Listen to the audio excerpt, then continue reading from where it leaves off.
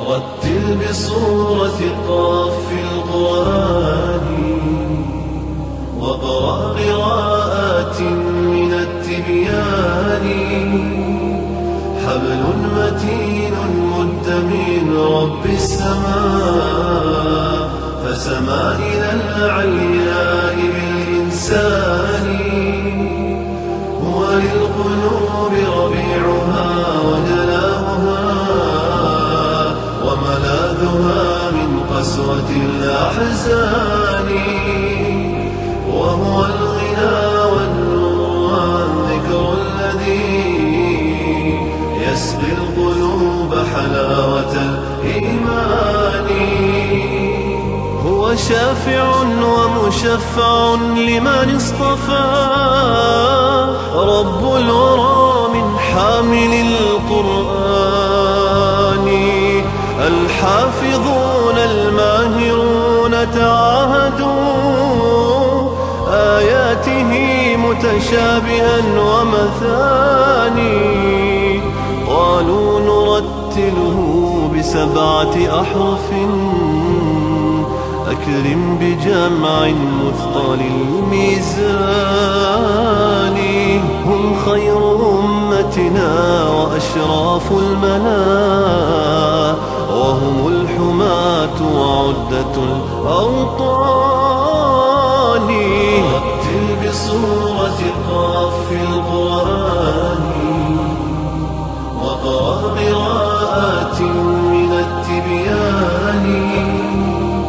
حبل متين مد من رب السماء، فسما إلى العلياء بالإنسان.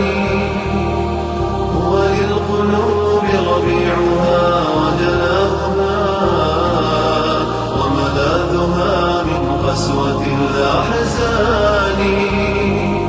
وهو الغنى والنور والذكر الذي يسقي القلوب حلاوة الإيمان.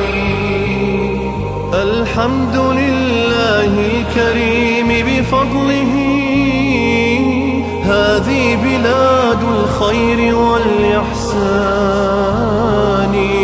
تحمي وتبني بالكتاب شبابها، فهو البناء الراسخ الأركان. لبناته من سنة نبوية، فالوقف والقرآن مجتمعان. نور على نور أدام الله خير، وبلادنا عزا مدى الأزمان. بصورة قاف في القرآن، واقرأ قراءات من التبيان.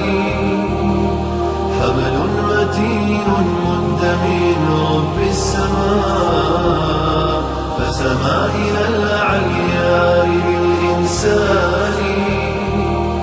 هو للقلوب ربيعها وجلاؤها، وملاذها من قسوة الأحزان.